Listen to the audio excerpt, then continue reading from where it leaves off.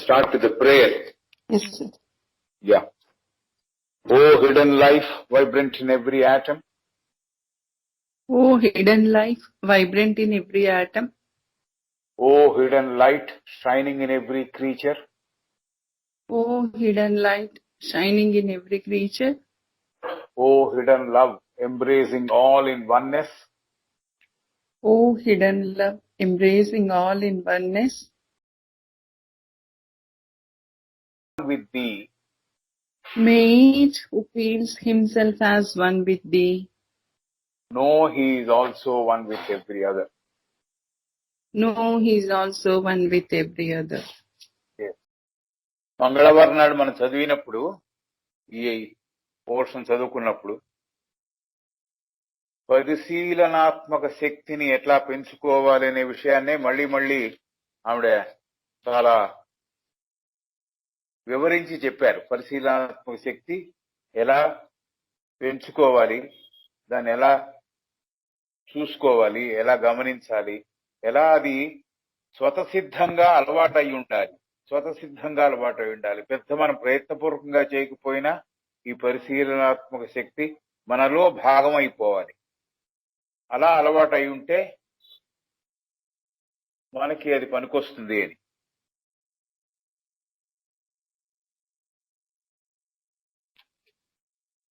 ఊరికే time waste చేసే విధానం, సరి అయిన విధానంలో అబ్జర్వ్ చేయకుండా సమయాన్ని దొర్లించే విధానాన్ని వదిలేయగలగాలి. అలా వదిలేసినప్పుడే మనకి ఆ పరిశీలనాత్మక శక్తి పెరుగుతుంది అని చెబుతోంది ఆవిడ. ఒకవేళ అది పెరగాలి అంటే అనవసరమైంది మనలో ఉండకూడదు.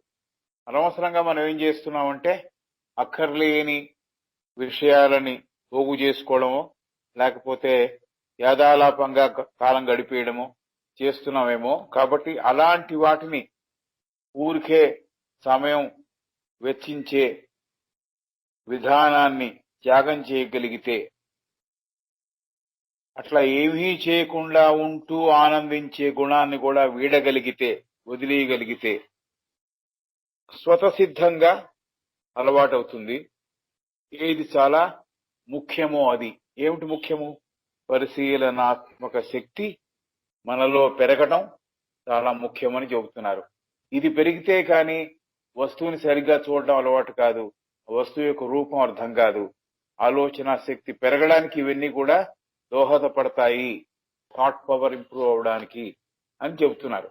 తర్వాత నెక్స్ట్ చాప్టర్ ఇవాళ మొదలెట్టే దాంట్లో ఏం చెబుతున్నారంటే the evolution of mental faculties. The evolution of mental faculties అనేది కొత్త చాప్టర్.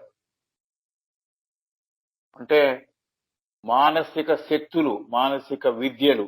ఫ్యాకల్టీ అంటే యాక్చువల్ గా విద్య. ఫ్యాకల్టీ మెంబర్ అంటారు. అతను suppose he's an expert in economics, we say he is a faculty in economics. That means he has understood and studied economics well, and he has become a faculty member of the subject of economics. So ఈ faculty, mental faculty, మానసిక శక్తులని ఎలా ఎదుగుదల సాధించాలి, మనలో పుడతాయి మానసిక విద్యలు ఎలా, విద్వత్తులు ఎలా మనలో పుడతాయి, ఎలా పెరుగుతాయి అనే దాన్ని, అది కొత్త చాప్టర్ గా మనం ఇవాళ పరిశీలిద్దాం. The evolution of mental faculties. As image accumulates, or images accumulate, the work of the knower becomes more complicated. As image accumulates, the work of the knower becomes more complicated, and his activity upon them draws out one power after another, inherent in his divine nature. As image accumulates the work of the knower becomes more complicated. As image accumulates, ఈ రూపచిత్రాలు ఏర్పడడం, అది గుంపుగా ఏర్పడడం మొదలైన తర్వాత the work of the knower becomes more complicated. ఈ తెలుసుకునే వ్యక్తి ఎవరైతే ఉంటారో అతని యొక్క పని చాలా సంక్లిష్టతతో ముడిపడి ఉంటుంది. అతని కార్యాచరణ అంతలా కూడా సంక్లిష్టతతో ముడిపడి ఉంటుంది. దాని తర్వాత అతనిలోంచి ఒక శక్తి తర్వాత ఇంకో శక్తి, అతనిలో స్వతసిద్ధంగా ఉన్న శక్తులన్నీ తన దైవీక సత్తులో తనలో ఉన్న శక్తులన్నీ బయటికి రావడం గమనిస్తాము అని చెబుతాం. As image accumulates, the work of the knower becomes more complicated, and his activity upon them draws out one power after another inherent in his divine nature. So, ఈ రూప చిత్రాల్ని ఒక చోటికి చేర్చి మనస్సులో చేర్చుతున్నందువల్ల, మనస్సుకి ఆ రూప చిత్రాల్ని ఒక చోటుకి చేర్చి చూస్తున్నందువల్ల తెలుసుకునే వారి పనిలో, వారి కార్యాచరణ విధానంలో సంక్లిష్టత చోటు చేసుకుంటోంది అని అంటున్నారు. As image accumulates, the work of the knower becomes more complicated. అంటే ఒకటే చిత్రం కనపడుతుంది అనుకుంటే పెద్ద ప్రాబ్లం లేదు. ఓల్డని చిత్రాలు వచ్చి పడిపోతున్నాయి, చూస్తున్నవన్నీ మనలో చిత్రాలు ఏర్పడుతున్నాయి. ఎంత బాగా గమనిస్తే అంత బాగా చిత్రం ఏర్పడుతుంది, దాని యొక్క డీటెయిల్స్ మనలో ఏర్పడుతున్నాయి. కాబట్టి ఈ రూప చిత్రాలన్నీ ఒక చోట మనస్సులో మనం చేరుస్తున్నందువల్ల, మనస్సులో దానికి స్థానం కల్పిస్తున్నందువల్ల తెలుసుకునే వారి కార్యాచరణ విధానంలో, వారి పనిలో సంక్లిష్టత చోటు చేసుకుంటోంది అని చెబుతున్నారు మేడం గారు. తద్వారా ఏమవుతోంది, ఆ యాక్టివిటీలో సంక్లిష్టత ఏర్పడుతోంది. తర్వాత తనలో ఉన్న నిక్షిప్తమైన తన దైవీక సత్తులో, తన దైవీక సంపత్తు తనలో ఉంది. తనలో ఉంచి స్వతసిద్ధంగా ఉన్న ఈ శక్తులన్నీ ఒకటి తర్వాత ఒకటి బయలుపడుతున్నాయి అని చెబుతోంది. కాబట్టి అతని కార్యాచరణ విధానంలో ఒక శక్తి తర్వాత ఇంకో శక్తి, లేకపోతే ఒక విద్వత్తు తర్వాత ఇంకో విద్వత్తు, ఒక విద్య తర్వాత ఇంకో విద్య, ఇవన్నీ శక్తులన్నీ కూడా విద్యా విధానం లాగా ఒక రకంగా చూడడం ఒక విద్యా విధానం. అలాగే దాని డీటెయిల్స్ అన్ని గ్యాదర్ చేసుకోగలడం ఒక ఫ్యాకల్టీ. కాబట్టి అతని కార్యాచరణ విధానంలో ఒక శక్తి తర్వాత ఇంకో శక్తి, లేకపోతే ఒక విద్వత్తు తర్వాత ఇంకో విద్వత్తు తన దైవీక స్వాభావికతలో స్వతహాగా పొందుపరిచిన వాటిని బయటికి తీస్తోంది, బయటకు వస్తున్నాయి. అవి వాడుకుంటూ వీటిని చూడడం అలవాటు చేసుకుంటాడనమాట. ఈ రూప చిత్రాలను ఒక చోటికి మనస్సులో చేరుస్తున్నందువల్ల తెలుసుకునే వారి పనిలో, వారి కార్యాచరణలో సంక్లిష్టత చోటు చేసుకుంటోంది అని చెప్పింది. దాని తర్వాత ఆ కార్యాచరణ విధానం అలా ఉండడందువల్ల ఒక శక్తి తర్వాత ఇంకో శక్తి, లేకపోతే ఒక విద్వత్తు తర్వాత ఇంకో విద్వత్తు, ఇవన్నీ ఎక్కడున్నాయి? తన డివైన్ నేచర్ లో ఉన్నాయి. తన దైవీక స్వాభావికతతో తాను ఉన్నాడు. తనలో ఇవన్నీ భాగం. కాబట్టి ఇవన్నీ స్వతహాగా తనలో ఉన్న భాగాలుగా ఉన్నవి ఒకటి తర్వాత ఒకటి బయటకు వస్తున్నాయి. అవి వాడుకుంటూ వీటిని గమనిస్తూ ఈ పరిశీలనాత్మక శక్తితో వీటిని అందరినీ పొందుపరుచుకుంటూ ముందుకు సాగుతున్నాడు అని చెబుతున్నారు. As image accumulates, the work of the knower becomes more complicated, and his activity upon them draws out one power after another inherent in his divine nature. ఒక శక్తి తర్వాత ఇంకో శక్తి, ఒక విద్వత్తు తర్వాత ఇంకో విద్వత్తు తనలోంచి బయటికి తీసి అతను వాడుకుంటున్నాడు అని చెబుతున్నారు. ఇవన్నీ ఎక్కడున్నాయి? ఈ శక్తులన్నీ అతను దైవీక సంపత్తుతో ఉన్నాడు. కాబట్టి ఆ దైవిక సంపత్తులో స్వతసిద్ధంగా ఉన్న శక్తులే ఇవన్నీను.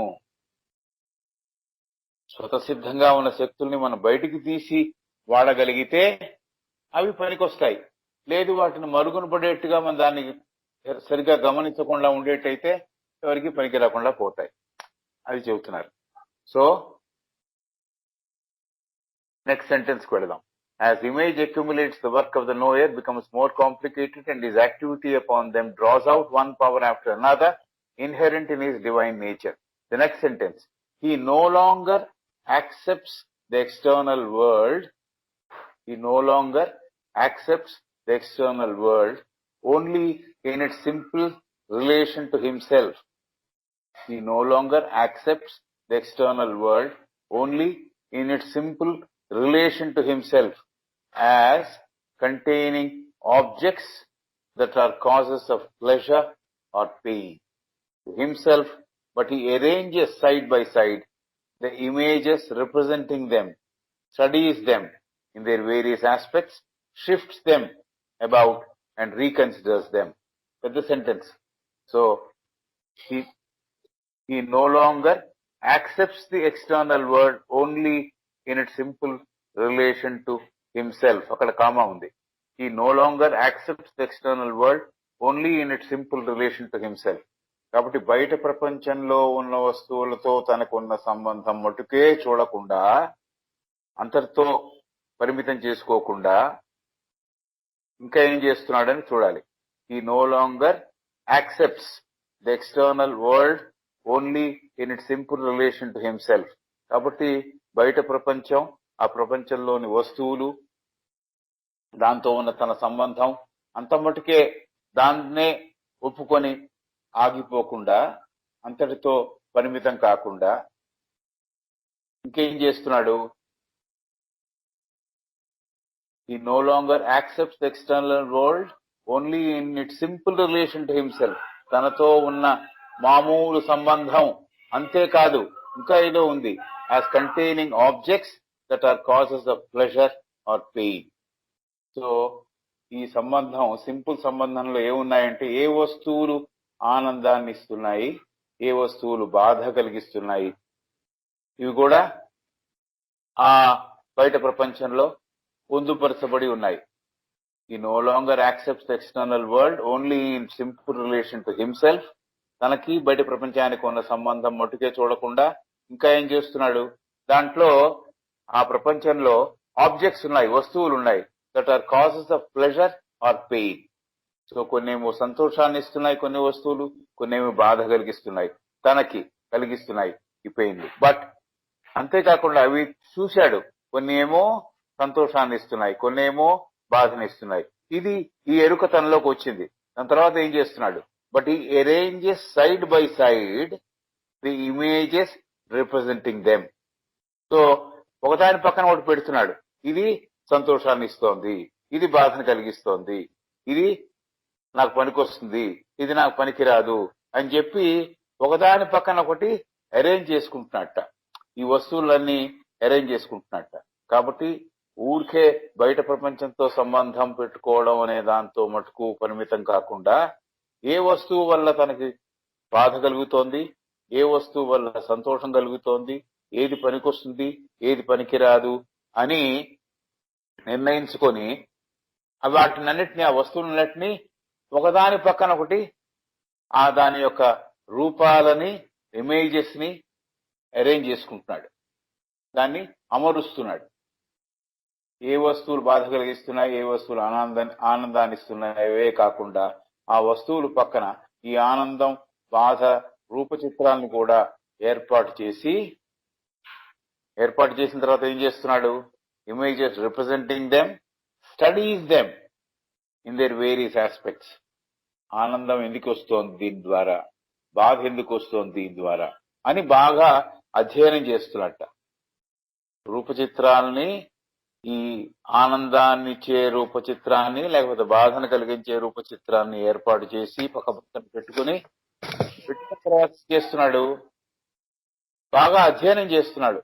ఈ పర్టికులర్ విషయాన్ని నేను పట్టుకుంటే నాకు సంతోషం వస్తోంది అని కంప్లీట్ గా దాని గురించి, అంశాన్ని గురించి పూర్తి అధ్యయనం, ఈ ఆనందం, బాధల రూపచిత్రాన్ని ఏర్పాటు చేసుకుని పక్కన ఏర్పాటు చేసుకుని వాటిని బాగా అధ్యయనం చేస్తూ అటు నుంచి ఇటు, ఇటు నుంచి అటు మారుస్తున్నట్ట. షిఫ్ట్స్ దెమ్ అబౌట్, అన్ని అంశాలని గమనిస్తూ ఏది pain, some disturbance is coming అమ్మా. I don't know who is operating the mic well. Somebody is operating the mic very well. There is a lot of disturbance.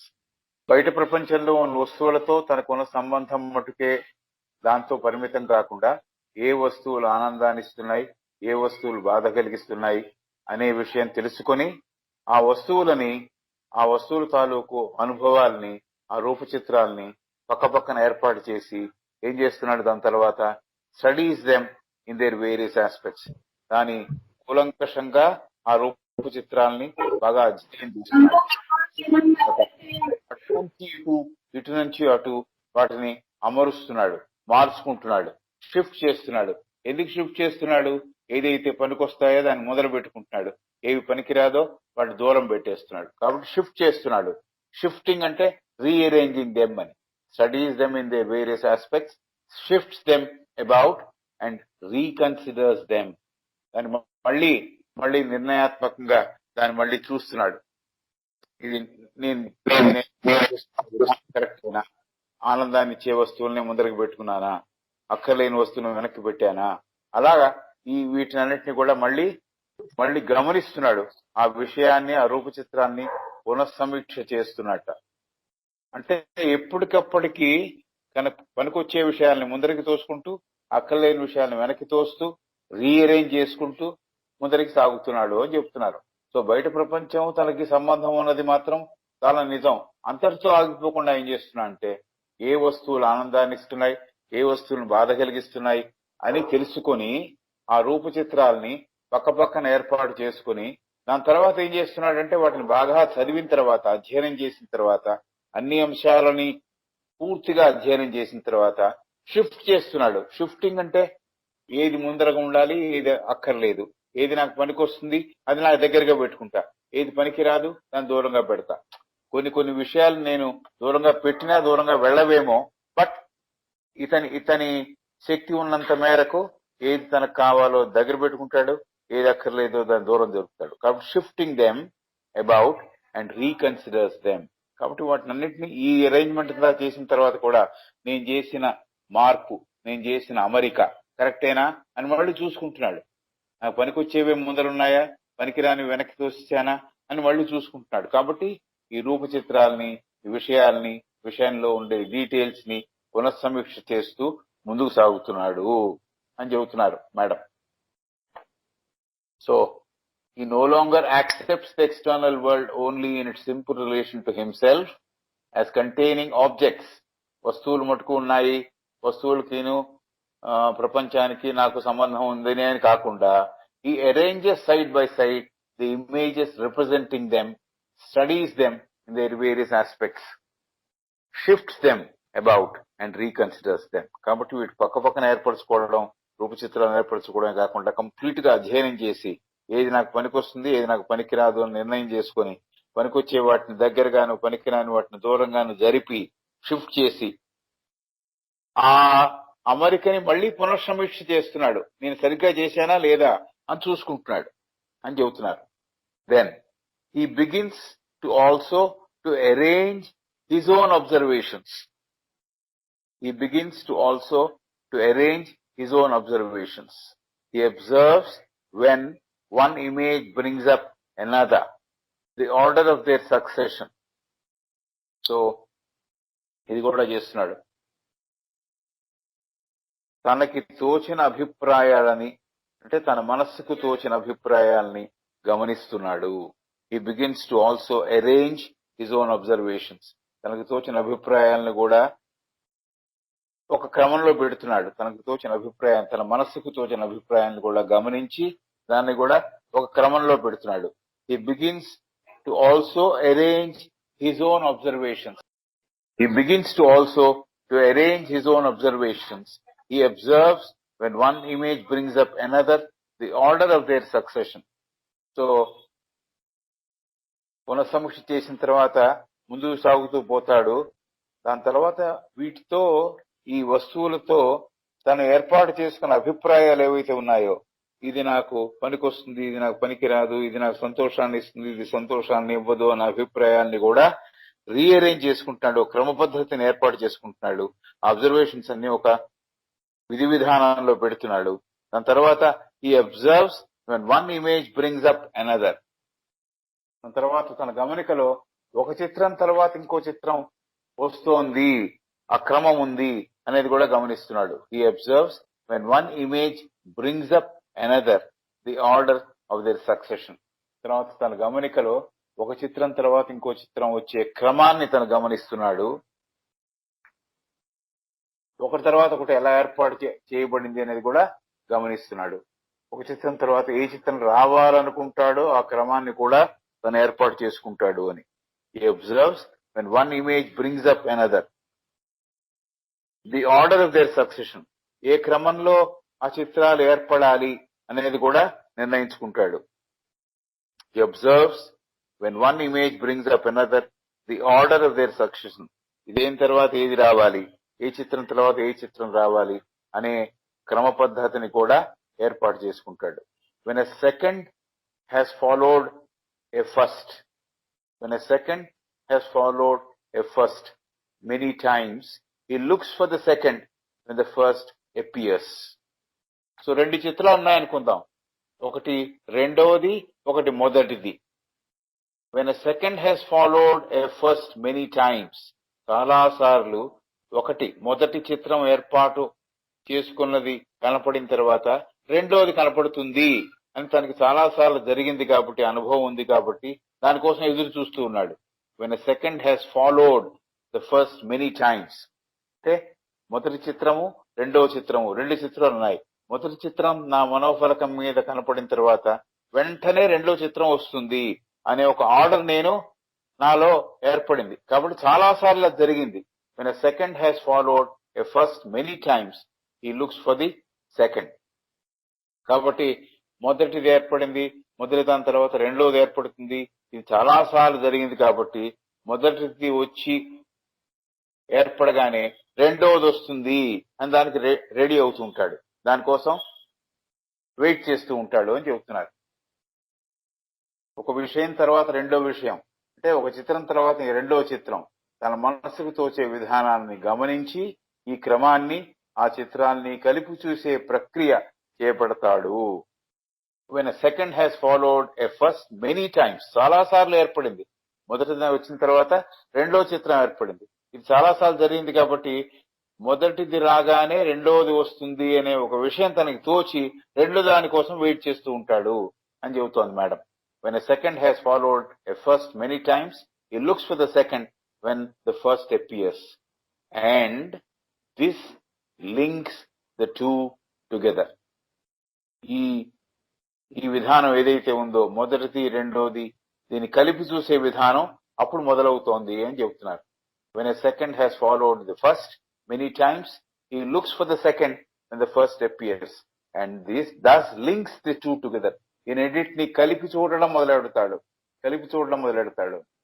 So తర్వాత ఒక చిత్రం ఏర్పాటు చేసుకోవడం, అదే కాకుండా అభిప్రాయాన్ని జోడించడం, ఇంతేకాకుండా తన గమనికలో ఒక చిత్రం తర్వాత ఏ చిత్రం రావాలనుకుంటాడో, ఏదో వచ్చిందో అంతకు ముందు చాలా సార్లు ఆ చిత్రం రావాలి అని వెయిట్ చేస్తూ ఉంటాడు, ఆ క్రమాన్ని ఏర్పాటు చేసుకుంటుంటాడు మనసులో.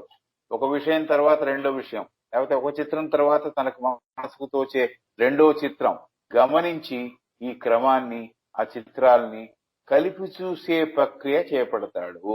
లింక్ చేసి చూసే ప్రక్రియ చేపడతాడు. అంటే ఒకటిది వస్తే రెండోది రావాలి, లేకపోతే రెండోది వస్తే దానికి ముందర ఒకటిది రావాలి అనే ఒక కలిపి చూసే ప్రక్రియను కూడా అతను అలవాటు చేసుకుంటాడు అని చెప్తున్నారు. ఇది చాలా సాధారణంగా మనకు జరిగే విషయము.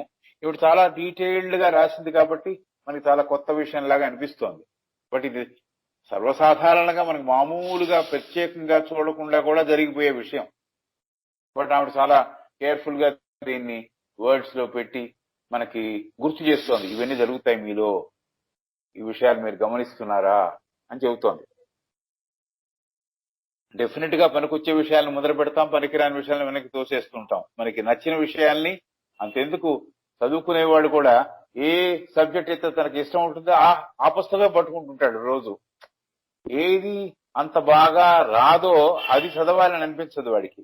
ఏది బాగా రాదో దాన్ని వెనక్కి పెట్టేసి ఏది బాగా వస్తుందో అదే చదువుతూ ఉంటాడు. ఇంగ్లీష్ బాగా వస్తే ఇంగ్లీష్ చదువుతూ ఉంటాడు. మ్యాథ్స్ కష్టం, మ్యాథ్స్ ముట్టుకోడు.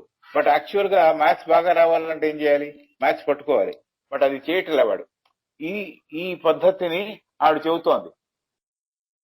ఈ రూపచిత్రాన్ని ఆర్గనైజ్ చేయడం, విషయాలను ఆర్గనైజ్ చేసుకోవడం, మనస్సుకు తోచే విధానం, ఇవన్నీ ఎలా ఏర్పాటు చేసుకుంటాడు మనిషి అనేది చెబుతోంది. తన గమనికలో ఒక చిత్రం తర్వాత ఏ చిత్రం నెక్స్ట్ రావాలనుకుంటాడో ఆ క్రమాన్ని కూడా తను ఏర్పాటు చేసుకుంటాడు. అంటే మొదటి దానిని ఫాలో అవుతూ రెండోది వస్తుంది, మొదటిది వచ్చింది అంటే రెండోది వెనకాలే ఉంది అని దాన్ని ఎక్స్పెక్ట్ చేస్తూ ఉంటాడు రెండో దానికోసం. సో ఒక విషయం తర్వాత రెండో విషయం, ఒక చిత్రం తర్వాత రెండో చిత్రం, మనస్సుకు తోచే విధానాన్ని గమనించి ఏర్పాటు చేసుకొని ఈ క్రమాన్ని, ఆ చిత్రాల్ని కలిపి చూసే ప్రక్రియ చేపడతాడు. So that is how he starts observing, linking them together. When a second has followed a first many times, he looks for the second when the first appears, and this links the two together. ఈ రెండింటికి సంబంధం ఉంది అని తను నిర్ణయించుకుంటాడు. This is his first attempt at reasoning. This is his first attempt at reasoning. So ఈ కలిపి చూసి ప్రక్రియ, కలిపి చూసి ఆర్గనైజ్ చేసుకోవడం, ఇప్పుడు ఈ ప్రక్రియను చేపట్టడంలో అసలు ఏమవుతోంది అంటే మొట్టమొదటిసారి తార్కికంగా ఒక రీజన్ తో, ఒక కారణభూతంగా ఈ చిత్రాల గురించి ఆలోచించడం మొదలు పెడతాడు. ఈ చిత్రం తర్వాత ఈ చిత్రం వస్తుంది అని లాజికల్ గా ఆలోచించడం, ఒక కారణభూతంగా ఒకటి తర్వాత రెండోది ఎలా వస్తుంది అనేది ఆలోచించడం, రీజన్ కి చోటిస్తాడు. మొట్టమొదటిసారి తార్కికంగా ఈ చిత్రాల గురించి ఆలోచించడం మొదలు పెడతాడు. This is the first attempt. ఈ రీజన్ తో ఆలోచించడం, కారణాలతో ఆలోచించడం, తార్కికంగా ఆలోచించడం అనే విషయం అప్పుడు తనలో మొదలవుతుంది అని చెబుతోంది. This is his first attempt at reasoning.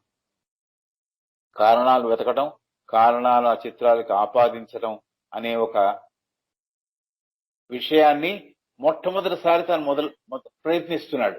This the first attempt at reasoning. So కారణాలని ఏర్పాటు చేయడం, ఈ కారణాలను చిత్రాలకు ఆపాదించడం, ఇది జరుగుతోంది. ఫస్ట్ టైం అతను ఈ పని చేస్తున్నాడు. And here again we have the calling. Here again we have the calling out of inherent faculty. ఇక్కడ కూడా ఏమవుతోంది, తనలో ఉన్న స్వతసిద్ధంగా ఉన్న ఫ్యాకల్టీ ఏదైతే ఉందో, విద్వత్ ఏదైతే ఉందో, శక్తి ఏదైతే ఉందో దాన్ని వినియోగించి ఇదంతా చేయగలుగుతున్నాడు.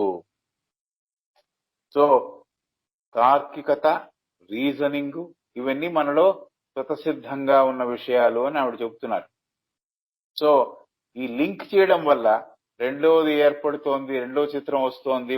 మొదటి తర్వాత ఆ రెండింటిని కలిపి చూసే విధానం అలవాటైనందువల్ల వాటికి కారణాలని వెతికి, కారణాలని ఆపాదించి ఈ కారణాలతో ఆలోచించడం, ఇది స్వతసిద్ధంగా మనిషిలో ఉన్న ఒక శక్తి, ఆ మనసుకున్న శక్తి, విద్వత్తు. ఈ శక్తిని వినియోగించడం మొదలు పెడుతున్నాడు. ఇన్హెరెంట్ ఫ్యాకల్టీ, తనలో ఉన్న స్వతసిద్ధంగా ఉన్న ఒక ఫ్యాకల్టీ, ఒక విద్వత్తుని తను వాడడం మొదలు పెడుతున్నాడు అని చెప్తున్నారు. కాబట్టి ఇది జరిగే విషయం. ఈ అబ్జర్వేషన్ల వల్ల, ఈ ఏర్పడడం వల్ల, చిత్రాలకు ఒక క్రమ పద్ధతిని ఏర్పడడం వల్ల, ఆ క్రమ పద్ధతిలో ఒకటి తర్వాత ఇంకోటి వస్తుందని నిర్ణయం చేయడం వల్ల, దానికి కారణాలని ఆపాదించడం వల్ల తార్కికతని పెంచుకునే స్థితికి చేరుకుంటున్నాడు, రీజనింగ్ ని పెంచుకునే స్థితికి చేరుకుంటున్నాడు అని చెబుతున్నారు. ఈ విధానంలో అంతా ఏమవుతోంది, తనలో స్వతసిద్ధంగా ఉన్న శక్తులన్నీ ఒకదాని తర్వాత ఇంకోటి బయటకు వస్తున్నాయని ఇందాకే చెప్పింది. ఈ తార్కికత, రీజనింగ్, లాజికల్ రీజనింగ్ ఇవన్నీ కూడా తనలో పొడసూపుతున్నాయి, బయటకు వస్తున్నాయి అని చెబుతోంది మేడం గారు. So this is the result of ఏమిటి, దానికి అంతటికి మూల కారణం ఏమిటి, చాలా బాగా అబ్జర్వ్ చేయగలిగిన శక్తి మనలో ఉండడం, మనం ఆ శక్తిని వినియోగించుకోవడం, దాన్ని బాగా వాడుకొని ఈ డీటెయిల్స్ అన్ని నిక్షిప్తం చేసుకోగలగడం, ఆ చిత్రాలని ఆర్డర్ లో పెట్టుకోగలగడం, ఏ చిత్రం తర్వాత ఏ చిత్రం అని తెలుసుకోగలగడం, ఏ రూపు చిత్రం వల్ల నాకు ఆనందం వస్తోంది, ఏ రూపు చిత్రం వల్ల నాకు బాధ కలుగుతోంది అని ఆ ఆర్డర్ ని కూడా రీఅరేంజ్ చేసుకొని షిఫ్ట్ చేసుకోవడం, ఆ అరేంజ్ చేసిన ఆర్డర్ ని మళ్ళీ పునఃసమీక్షించుకోవడం, ఇవన్నీ చేస్తున్నాడు, ఇన్ని పనులు చేయగలుగుతున్నాడు. ఇవన్నీ ఎక్కడ మొదలయ్యాయి, పరిశీలనాత్మక శక్తితో మొదలయ్యాయి. He argues that because A and B have always appeared successively, therefore when A appears, B will appear. ఇందాక చెప్పిన విషయమే A and B అని చెప్పి మళ్ళీ విశదీకరిస్తోంది madam. He argues that because A and B have always appeared successively, therefore, when A appears, B will appear. A అని పేరు పెట్టుకున్న ఒక చిత్రం, B అని పేరు పెట్టుకున్న ఒక చిత్రం, ఇన్ని ఒకదాని తర్వాత ఒకటి ఒక కర్మ పద్ధతిలో వస్తున్నాయని ఒక విషయాన్ని అతను నిర్ధారించుకుంటాడు. దాని గురించి అతను వాదులాడుతాడు. ఆర్గ్యూస్ అంటోంది. అంటే ఎవరితోనో మాట్లాడుతున్నప్పుడు ఏదండి ఇది వచ్చిన తర్వాత ఇది డెఫినెట్ గా వస్తుంది అని చెప్పగలిగిన స్థితికి చేరతాడు అని.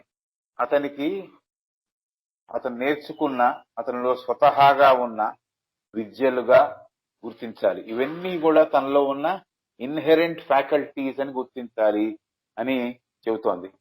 అదే కాకుండా ఏ అనే చిత్రం తర్వాత బి అనే చిత్రం వస్తుంది లేక ఏర్పడుతుంది అని తెలుసుకోవడం, తెలుసుకుని దాన్ని గట్టిగా చెప్పగలగడం, వాదించడం నేర్చుకుంటాడు ఈ మనిషి అంటోంది. ఎవరితోనో చెప్పాలనుకోండి, ఇది అయిన తర్వాత ఇది వస్తుందయ్యా అని గట్టిగా చెప్పగలుగుతాడట. ఎందుకు? తన ఎక్స్పీరియన్స్ లో that is what is happening.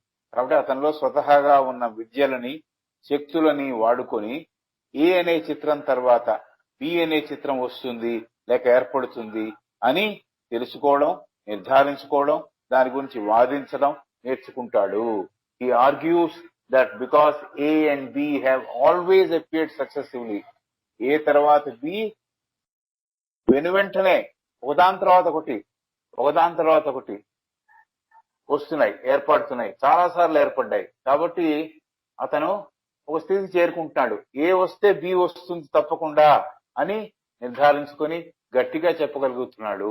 He argues that because A and B have always appeared successively, ఒకదాని తర్వాత ఒకటి ఏర్పడింది, ఏ వచ్చిన తర్వాత బి డెఫినెట్ గా వస్తోంది అని తెలుసుకున్నాడు. కాబట్టి therefore when A appears, B will appear అనేది చెప్పగలుగుతున్నాడు.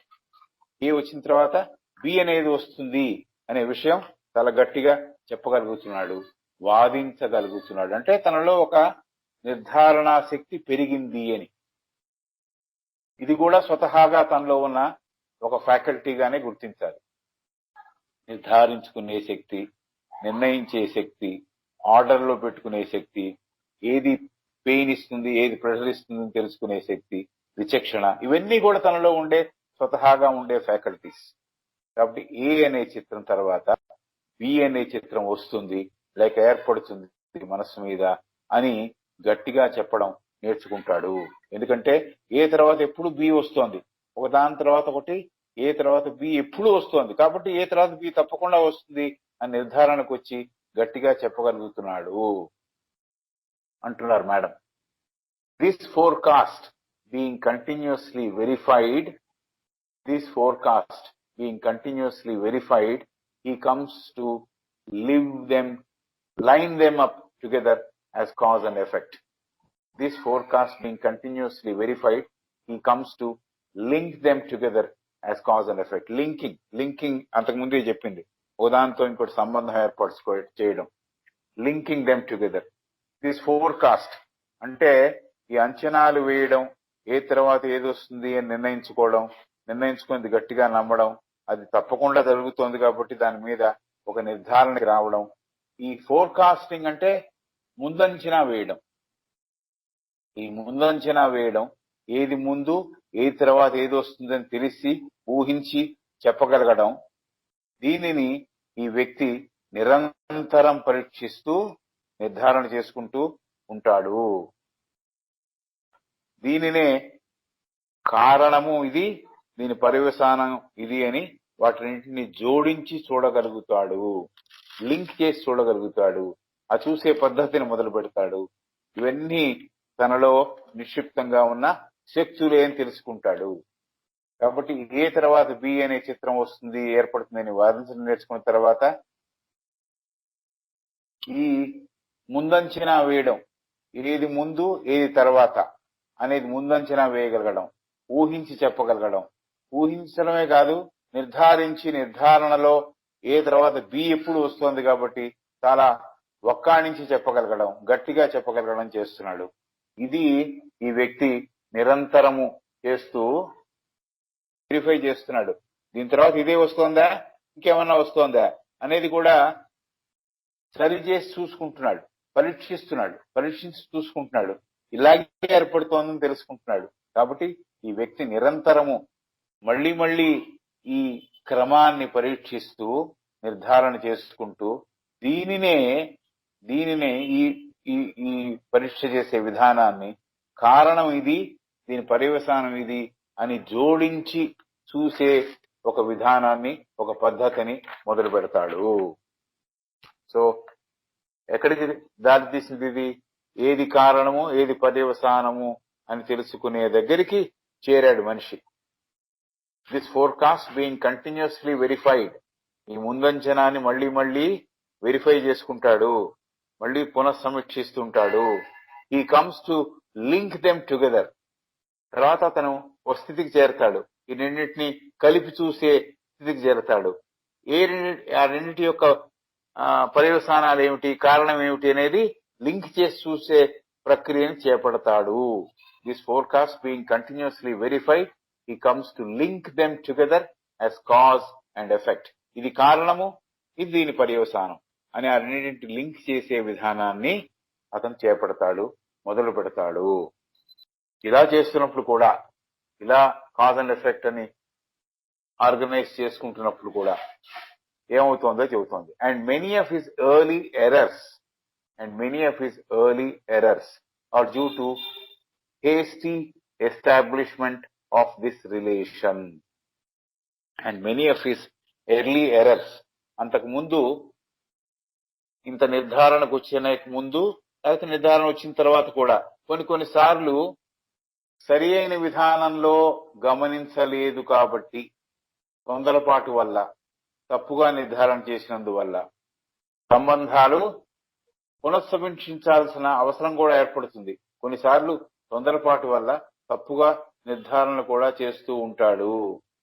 ఇది కారణము, ఇది పర్యవసానము, దీని తర్వాత ఇది వస్తుంది, ఈ క్రమం ఇలా ఉంటుంది అని మళ్ళీ మళ్ళీ వెరిఫై చేసుకున్నా కూడా కొన్నిసార్లు అతను తొందరపాటు వల్ల తప్పుగా నిర్ధారణ చేసే అవకాశం లేకపోలేదు అని చెబుతోంది madam. So many of his early errors, అంతకుముందు సరిగ్గా చూడని క్రమంలో, సరిగ్గా పరిశీలనాత్మక శక్తితో చూడని క్రమంలో చేసిన తప్పులన్నీ కూడా ఎలా వచ్చాయంటే, are due to hasty establishment of this relation. So కారణానికి పర్యవసానానికి తప్పుగా ఒక విధానాన్ని, ఒక సంబంధాన్ని ఏర్పాటు చేసుకున్నాడు అంతకు ముందు. ఆ తొందరపాటు వల్ల, తప్పు వల్ల అలాంటి నిర్ధారణ చేసి ఉంటాడు అంతకు ముందు అని చెప్తున్నారు madam. To the forecast being continuously verified, he comes to link them together as cause and effect, and many of his early errors are due to hasty establishment of this relation. So ఈ సంబంధం నెలకొల్పడం ఉందే, కారణము పర్యవసానము, ఇది మంచిది కాదు, ఇది painful కాదు, ఇవన్నీ కూడా కొన్నిసార్లు hasty establishment of reason, అంటే తొందరపాటుతనంతో నిర్ధారణ చేసినందువల్ల కొన్ని దానికి అవకాశం లేకపోలేదు, అవి జరిగాయి అంతకు ముందు. బట్ మళ్ళీ పునఃశ్రమించినప్పుడు, మళ్ళీ రీఅరేంజ్ చేసుకుంటున్నప్పుడు ఈ తప్పుల్ని సరిదిద్దుకునే అవకాశం తనకి ఉన్నది. Further setting images side by side, దాని తర్వాత ఏం చేస్తాడు? Further setting images side by side, he observes their unlikeness, likeness. Further setting images side by side, he observes their unlikeness, likeness, and develops a power of comparison. పక్కన పెట్టి ఆ చిత్రాలకు ఉన్న పోలికల లేనితనాన్ని కూడా నిర్ధారిస్తాడు. పక్కన పెట్టిన తర్వాత ఈ చిత్రాలని, రూపచిత్రాలని, వాటికి ఉన్న పోలికలు ఏమన్నా ఉంటే పోలికలు ఉన్నాయి అని నిర్ధారణ చేసుకుంటాడు, పోలికలు లేవు కూడా అని కూడా నిర్ధారణ చేసుకుంటాడు. కాబట్టి లైక్నెస్, అన్లైక్నెస్ ఇవి కూడా తను నిర్ధారణ చేసుకునే శక్తి తనలో పెంపొందించుకుంటాడు.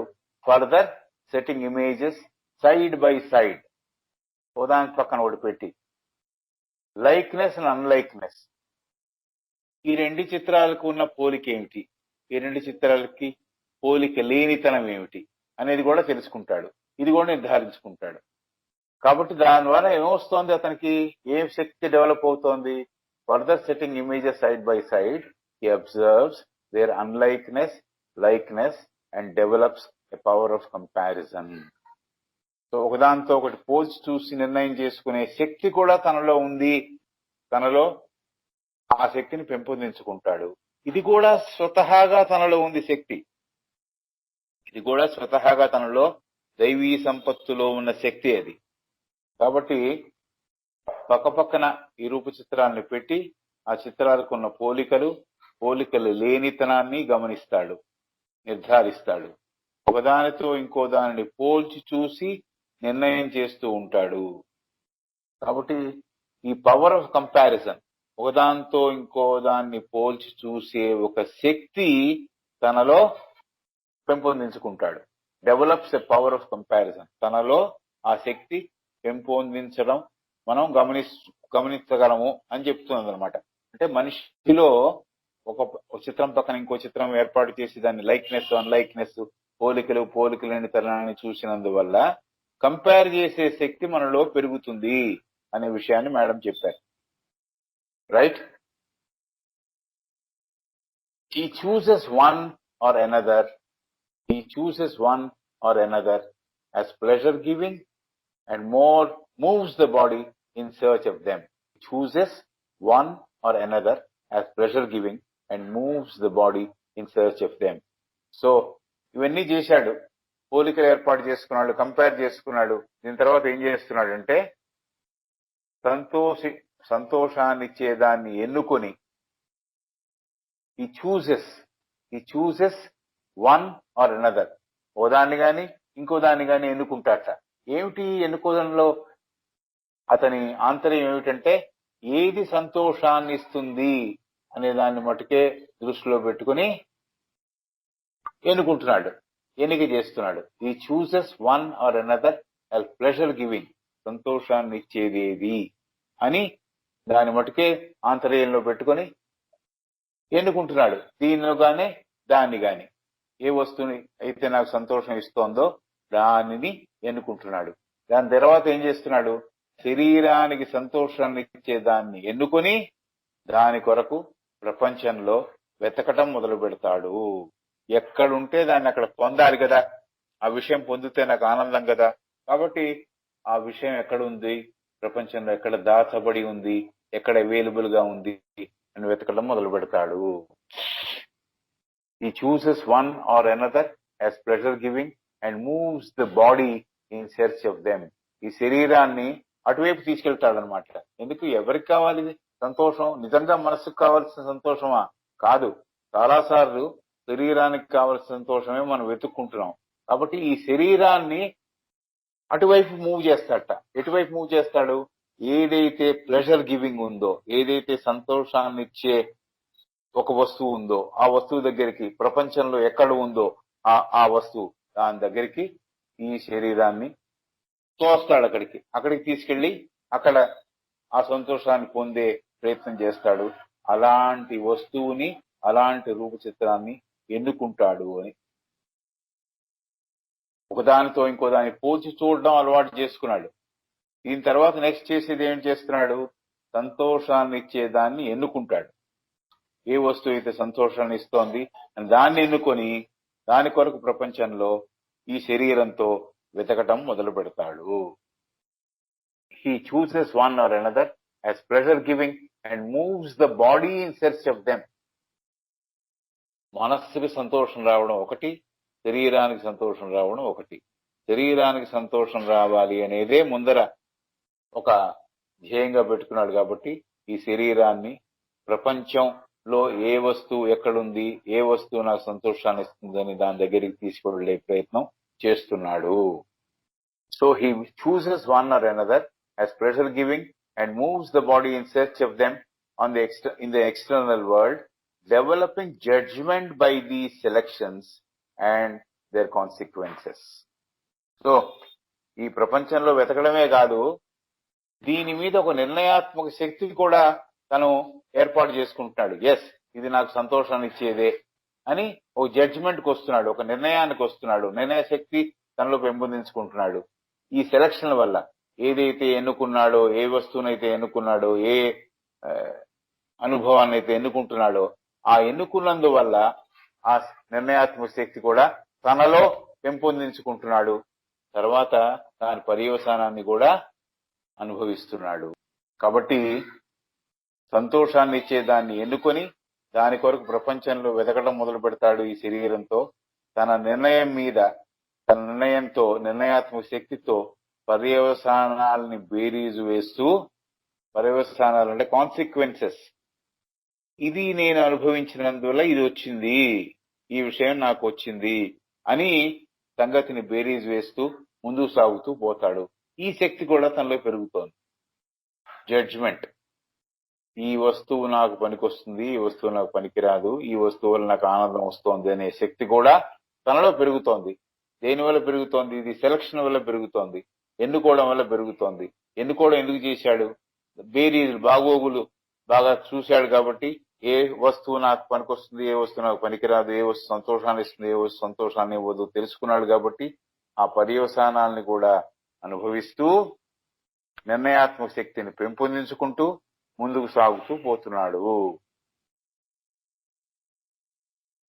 He evolves a sense of proportion. He evolves a sense of proportion in relation to the likeness and unlikeness, and groups objects together by their prominent likeness and separating from others by their prominent unlikeness.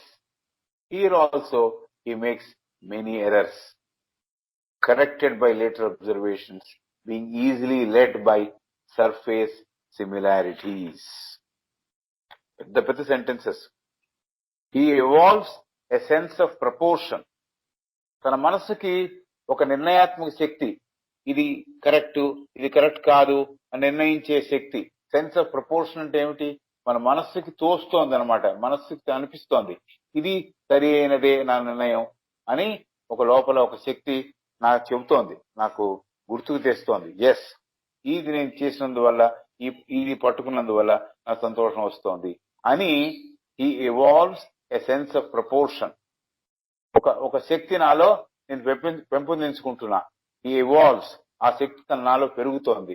In relation to the likeness and unlikeness, ఏది పోలిక ఉన్నది, ఏది పోలిక లేనిది అని నిర్ణయాత్మక శక్తి, అలాగే ఏది పనికొస్తుంది, ఏది పనికిరాదు అని నిర్ణయించే శక్తి నా మనస్సులో నాకు ఏర్పడుతోంది. హీ ఇవాల్వ్స్, అతను తనలో ఈ శక్తిని కూడా పెంపొందించుకుంటున్నాడు. ఏమిటి ఆ శక్తి అంటే? ఏది పోలిక ఉన్నది, ఏ పోలిక లేనిది అని నిర్ణయించే శక్తి. సెన్స్ ఆఫ్ ప్రపోర్షన్ అంటే ఎటువైపు మొగ్గు చూపించాలి అని నిర్ణయించే శక్తి తనలో డెవలప్ చేసుకుంటున్నాడు. ఈ లైక్నెస్ వైపు, అన్లైక్నెస్ ని నిర్ణయించుకునే ఒక మొగ్గు చూపే శక్తి తనలో డెవలప్ చేసుకుంటున్నాడు. అండ్ గ్రూప్స్ ఆబ్జెక్ట్స్, అప్పుడు వస్తువులన్నిటిని ఏం చేస్తున్నాడు? Groups them together by there prominent likeness and separating from others. కాబట్టి ఈ వస్తువులన్నిటినీ ఒక సమూహంగా ఏర్పాటు చేస్తున్నాడు, గ్రూప్ గా ఏర్పాటు చేస్తున్నాడు. అంతకు ముందు ఏర్పడిన అవకతవకలు సరి అయిన విధానంలో కాక తొందరపాటుతనంతో వస్తువుతో ఏర్పాటు చేసుకున్న సంబంధం వల్ల ఏర్పడ్డవి అని గమనించిన తర్వాత, ఇది కూడా తనలో తెలుస్తోంది, తనకి అంతకుముందు ఏర్పడిన అవకతవకలు అంటే ఎర్రర్స్, సరైన విధానంలో తొందరపాటుతనంతో వస్తువుతో ఏర్పాటు చేసుకున్న సంబంధం వల్ల ఏర్పడేవి అని గమనించిన తర్వాత, ఈ వస్తువు తాలూకు చిత్రాల్ని, పోలికల్ని, పోలిక లేనితనాన్ని గుర్తిస్తాడు.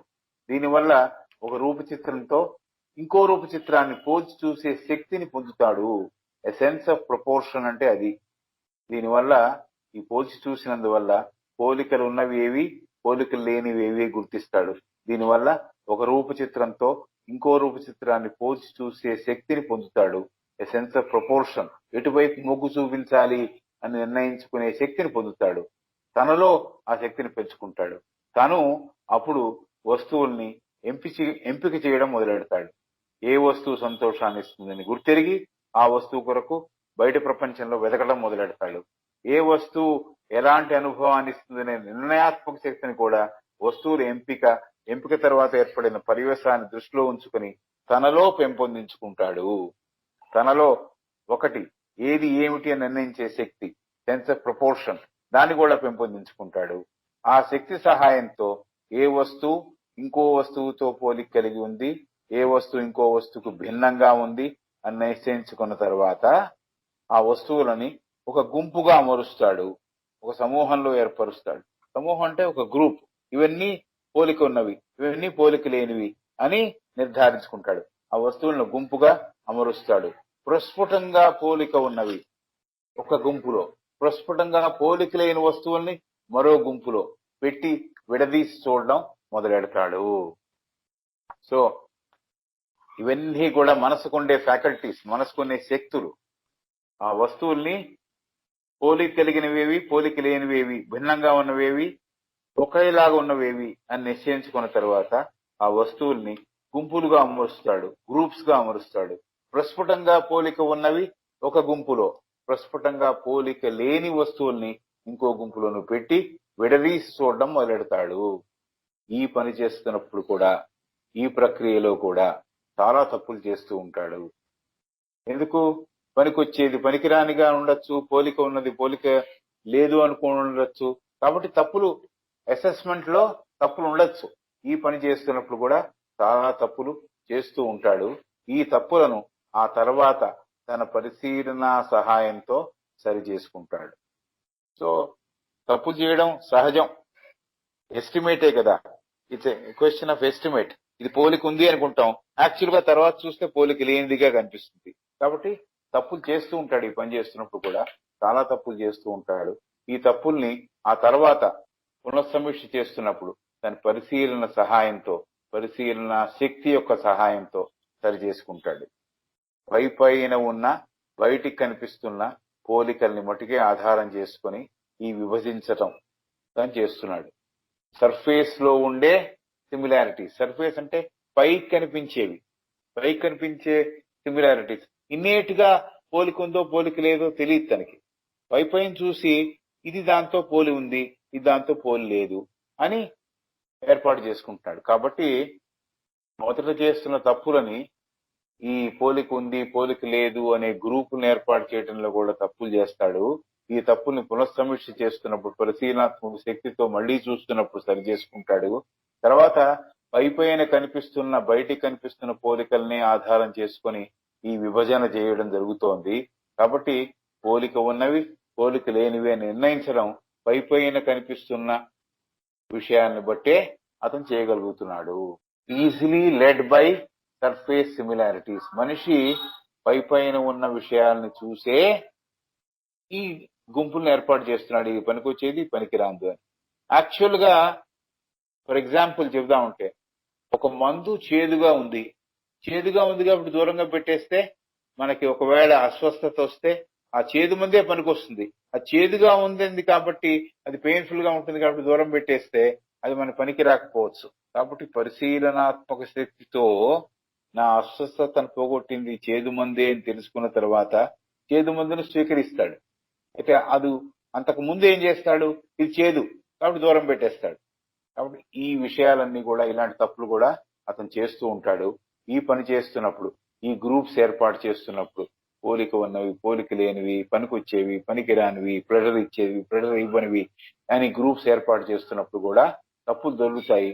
ఈ తప్పుల్ని తన పరిశీలనాత్మక శక్తితో తర్వాత వేరీజ్ వేసుకుంటాడు, సరి చేసుకుంటాడు. ఎప్పటికీ నార్మల్ గా ఏం చేస్తాడంటే, పైన బయటకు కనిపిస్తున్న పోలికల్ని ఆధారం చేసుకుని ఈ విభజించటం, పోలిక ఉన్నవేవి పోలిక లేనివేవి అని విభజించడం మనిషి నిర్ణయం చేస్తూ ఉంటాడు అనే విషయం చెబుతున్నారు మేడం.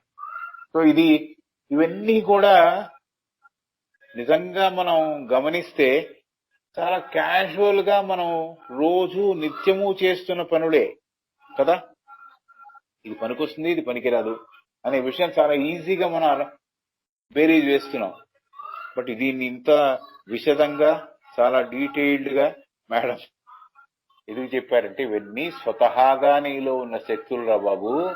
ఈ శక్తుల్ని సరిగ్గా వాడుకొని సరిగ్గా నువ్వు నిర్ణయాత్మక శక్తులతో నువ్వు ముందరికెళ్తే పనికొచ్చే విధానంలో ఉంటావు, లేదు పనికిరాని విధానంలో పడిపోతావు అని చెప్పడానికి చాలా డీటెయిల్డ్ గా, చాలా ఈజీగా అర్థమయ్యేట్టుగా ఎగ్జాంపుల్స్ తో సహా చెప్పారు.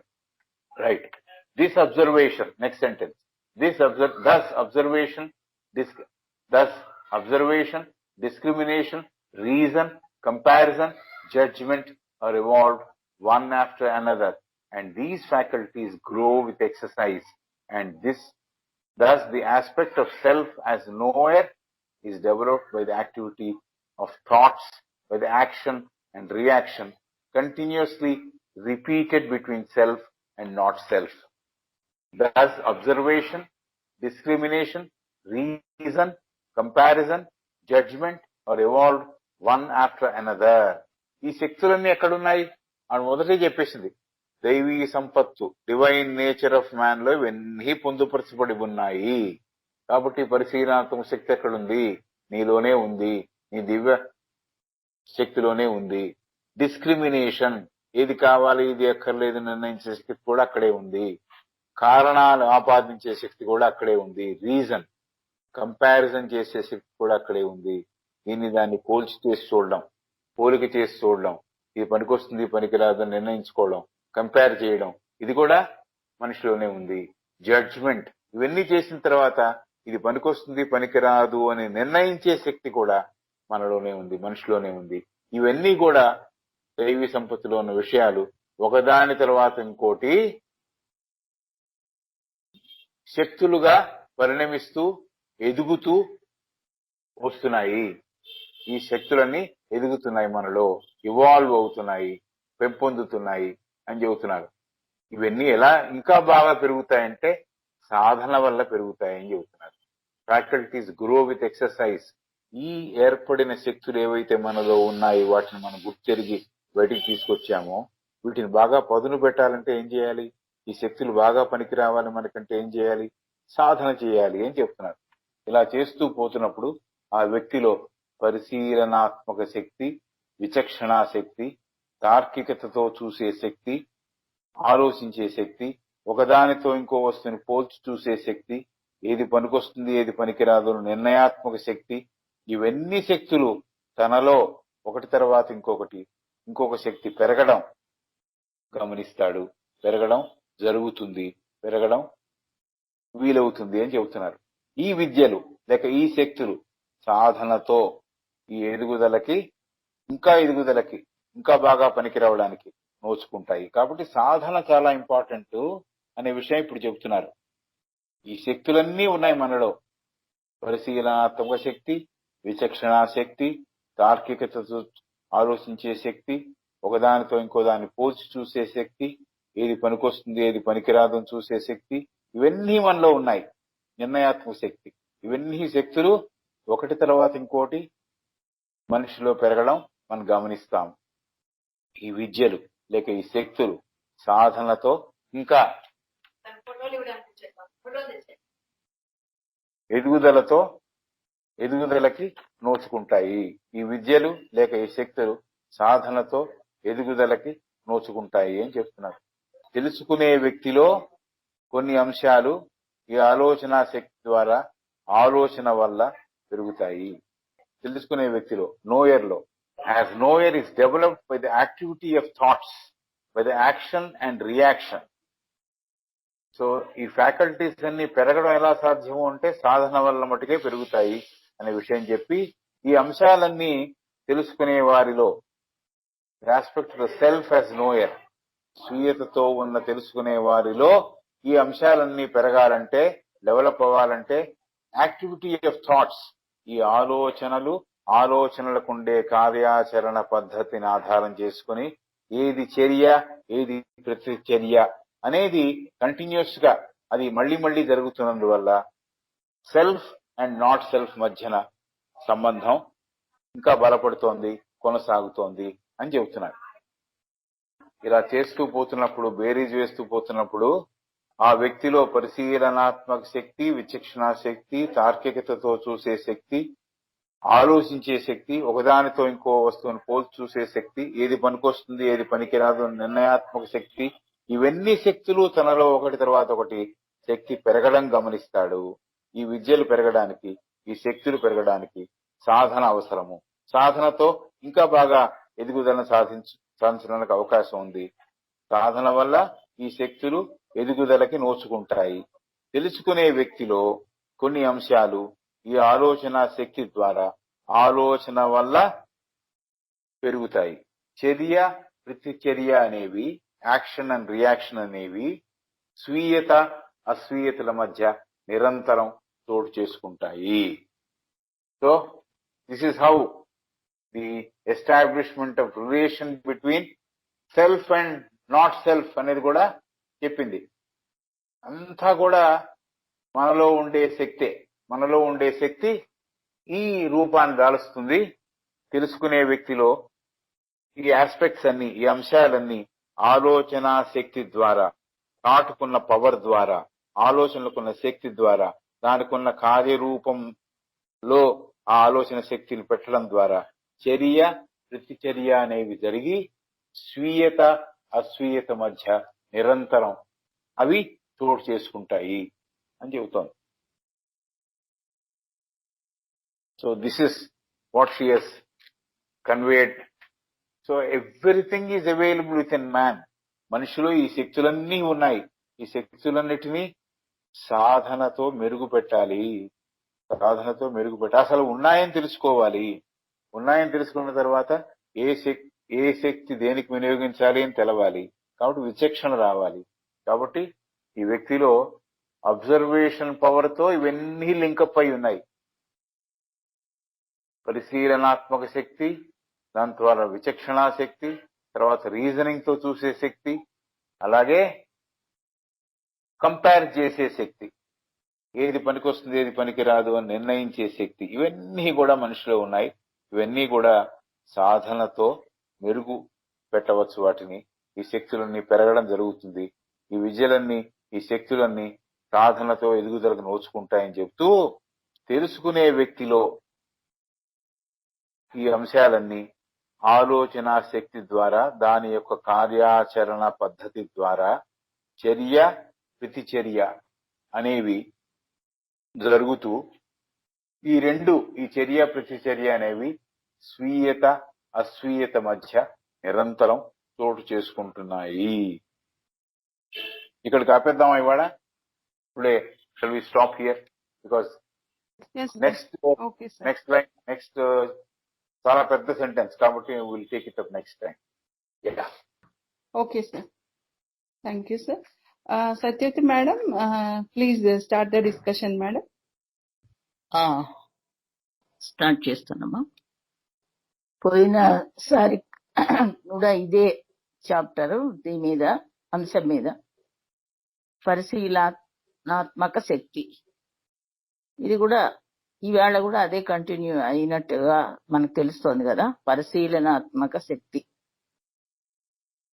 జనరల్ గా ఇవన్నీ కూడా కృష్ణ గారు చెప్పినట్టు ఆటోమేటిక్ గా మనకు తెలియకుండానే ఇవన్నీ చేస్తూనే ఉంటాం మనం. కాకపోతే ఇంత వివరంగా దీంట్లో ఒక అమరిక, ఇష్టము అయిష్టము, దాన్ని ఒక ఆలోచన తర్వాత ఇంకో ఆలోచనని మనం పెట్టుకోవడం, దాంట్లో ఏది అని చూస్ చేసుకోవడం, ఇవన్నీ జరుగుతున్నాయా అని అంటే జరుగుతున్నాయి, మనకు తెలియట్లేదు అని జరుగుతాయి అన్నమాట. మనం గమనించినట్లయితే ఇన్ని రకాల శక్తులు కూడా మానవుడిలో ఉన్నాయి అనే విషయాన్ని మనకి ఇంకా ఒక రకమైన నేను అసమర్థుడిని కాదు, నేను అది చేయలేను ఇది చేయలేను అని అనుకోకుండా, సమర్థత అనేది న్యాచురల్ గానే దైవీ సంపద అని అన్నారు కదా, అది మనలోనే ఉంది. దాన్ని మనకి ఎలా వాడుకోవాలి, ఏ పద్ధతిలో వాడుకోవాలి అనేది మనకి తెలియాలి. అది తెలిసినట్లయితే తప్పకుండా మనం చేయగలుగుతాం అన్నమాట. సాధన అని అన్నారు కదా, సాధనముల పనులు సమకూరు ధరలోన. అలా చిన్నప్పుడు మనం చెప్పేటువంటి అన్ని రకాల శతకాలు వీటిలలో కూడా ఇవన్నీ చక్కగా చిన్న చిన్న పాయింట్స్ అన్ని అప్పటి నుంచే బీజాలు వేశారు మన వాళ్ళు. తర్వాత ఏంటంటే సొంత అనుభవంగా చెప్తున్నాను, ఇలాంటివి ఎన్ని చదువుతున్నప్పుడు అవి గుర్తొస్తాయి. డైలీ లైఫ్ లో మనం వీళ్ళని గమనించినట్లయితే ఈ మధ్యనే సాధన ఒకటి తర్వాత ఒకటి అమెరికా అనేది దానికి ఒక ఎగ్జాంపుల్ కిందే చెప్తున్నాను. ఇది దీనికి సంబంధించిందే, బయట విషయం కాదు. ఒక 6 నెలల నుంచి సాంస్క్రిట్ ప్రాక్టీస్ చేస్తున్నాను. సాంస్క్రిట్ రాయడం మొదలుపెట్టి చాలా రోజుల నుంచి అదే అదే అదే అదే ప్రాక్టీస్ చేయడం మూలాన తర్వాత వెంటనే తెలుగు ఏదో రాయాల్సి వచ్చింది. అసలు అది గుర్తు రావడం లేదు. అసలు నాకు చాలా ఆశ్చర్యంగా అనిపించింది. కనీసం 60 సంవత్సరాల నుంచి నేను తెలుగు రాస్తూనే ఉన్నాను కదా, మరి ఇదేంటి ఇలా ఒకటేసారి ఆగిపోయింది, పెన్ ఆగిపోయింది, అసలు ఆ తెలుగు పదం రావడంలే, అక్షరం రావడంలే. అంటే ఎందుకు చెప్పానంటే ఇది తాత్కాలికమే అయినప్పటికీ కూడా అదొక అలవాటు అయిపోయింది అనమాట. ఆ అక్షరానికి అదే రాయడం, ఆ సాంస్క్రిట్ రాయడం అలవాటు అయిపోతే తెలుగు మరుగున పడిపోయింది అది. అప్పుడు మళ్ళా మన నిజానికి డైలీ లైఫ్ కి అది పనికి రావాలి కదా, ఏదో తాత్కాలికంగా నేర్చుకుంటున్నాం మనం. ఇలాంటి విచక్షణ మనలోనే మనం గమనిస్తాం.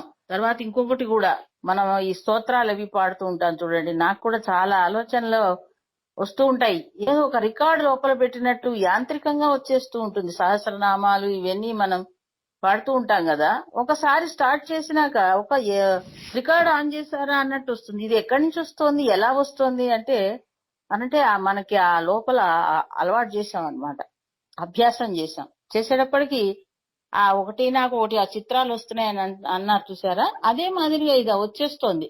అలా అంత చివరి దాకా కూడా మనం ఆ బ్రెయిన్ దాని మీద పెట్టకుండా కూడా వచ్చేస్తోంది. ఇలాంటివన్నీ మనమే అబ్జర్వ్ చేసుకుంటూ ఉండాలన్నమాట. ఇటువంటి శక్తులన్నీ మనలోనే ఉన్నాయి. అది ఎంతవరకు మనం ఉపయోగించుకోవాలి, ఎలా ఉపయోగించుకోవాలి, అది అన్నారు కదా ఇక్కడ స్వీయత అస్వీయత అని. ఆ నాలో ఉన్నటువంటి ఆ శక్తులు, దైవీ శక్తులని ఏ పద్ధతిలో మనం ఉపయోగించుకోవాలి, ఎంతవరకు ఉపయోగించుకోవాలి, ఎలా ఉపయోగించుకోవాలి, అవి మనం ఆలోచించి చేసుకోవాలి. ఇది చాలా బెసెంటమ్మ గారు చాలా వివరంగా చెప్పారు. బాగుంది, చాలా ఉపయోగించేవి. దీని మీద నిజానికి అవన్నీ చూస్తుంటే అనిపిస్తోంది, ఈ పరిశీలనాత్మక శక్తి మీద ఒక ఆర్టికల్ రాస్తే కూడా బానే ఉంటుంది, అందరికీ కూడా ఉపయోగపడుతుంది అని అనిపిస్తోంది. మరి అది తర్వాత విషయం లేండి, ఆ మాటకి దీనికి సంబంధం లేదు. బాగుంది, చాలా బాగుంది. అందరూ కూడా డిస్కస్ చేసేసి దీని గురించి బాగా తెలుసుకోండి. Thank you. Yes madam, thank you madam. మీరు ఇందాక అన్నట్టు ఈ థాట్ పవర్ క్లాస్ వి మనము చిన్న చిన్న ఆర్టికల్స్ గా లైక్ 200 వర్డ్స్ 500 వర్డ్స్ ఎస్ఏ రాస్తాం చూడండి మేడం, అలా రాసి అప్పుడప్పుడు మనం చదువుకుంటుంటే చాలా బాగుంటుంది మేడం. చాలా బాగుంటుంది. అసలు ముందు రీసోర్స్ పర్సన్స్ మనము దీంట్లో పెట్టుకుంటే అప్పుడప్పుడు మనం కావాలంటే కృష్ణ గారికి చూపించవచ్చు, ఇది మనం ఎంతవరకు మనం గ్రహించుకున్నాము, ఎంతవరకు మనకు అర్థమైంది అనేది ఆయనకు కూడా తెలుస్తుంది. చిన్న చిన్నవి ఇప్పుడు నాకు ఇదే అనిపించింది, అసలు పరిశీలనాత్మక శక్తి అనేది అని ఇలాంటి చాప్టర్స్ మొత్తం అంతా చదివిన దాంట్లో కనీసం ఒక 10-15 ఈజీగా వస్తాయి మనకి. ప్రస్తుతం చదువుతున్న దాంట్లో ఇది అందరు ట్రై చేయండి, చక్కగా రాస్తే మనకు తర్వాత మనకే ఉపయోగిస్తుంది, ఇంకోళ్ళకి కూడా ఉపయోగిస్తుంది. కావాలంటే దీపికకు కూడా ఇవ్వచ్చు మనం. ఎస్ మేడం, తప్పకుండా పని చేయొచ్చు. ఇలాంటివన్నీ మనం ఎంత చేస్తే అంత మనసులో మనకి గట్టిగా ఆ బీజాలు స్థిరపడతాయి. అది మనకి తర్వాత కూడా ఉపయోగిస్తుంది. చాలా మంచి విషయం ఇది. Thank you. ఎందుకంటే మనకు ఫ్యూచర్ లో రెఫరెన్స్ కి మొత్తం బుక్ చదవాలన్నా టైం కుదరకపోవచ్చు, అంత ఇది ఉండకపోవచ్చు. అక్కడక్కడ మనం చదువుతుంటే మిగతా కూడా గుర్తొస్తుంటాయి. మన లైఫ్ కి దీనికి కూడా జత చెయ్యాలమ్మా. ఎప్పుడు కూడా మన జీవితంలో మన అనుభవం కూడా దీనికి జోడిస్తే ఇంకా చాలా దగ్గరగా వెళ్తాం అన్నమాట విషయానికి. అది సరే చేయండి, అందరు ప్రయత్నం చేయండి. నేను అందుకే ఎక్కువ సేపు మాట్లాడను, మీరు కూడా చక్కగా ఇన్వాల్వ్ అయ్యి చేస్తారని నేను వెంటనే పక్కకు వెళ్తాను. చాలా సంతోషం మేడం. Thank you madam.